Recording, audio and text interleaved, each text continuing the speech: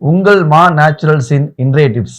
முக்கியமான விஷயம் இன்னைக்கு பார்த்தீங்கன்னா, பெண்களுக்கு வந்து ஆண்களுக்கும் இப்போ பொலிவா இருக்கணும் முகப்பொருள்லாம் இருக்கக்கூடாது விரும்புறீங்கன்னா, கண்டிப்பா இந்த டிப்ஸை ஃபாலோ பண்ணுங்க. ரொம்ப ஈஸியான டிப்ஸ். இன்னைக்கு துளசி இலை அப்படிங்கிறது நம்ம வந்து இருமல், சளி அந்த மாதிரி விஷயத்துக்கு மட்டும் தான் அது ரொம்ப பிரயோஜனம் நினைச்சிட்டு இருக்கோம். குறிப்பா சொல்லணும் முகப்பருவு, முகப்பொலிவுக்கும் துளசி இலை ரொம்ப பெரிய நலவு கொடுக்குங்க.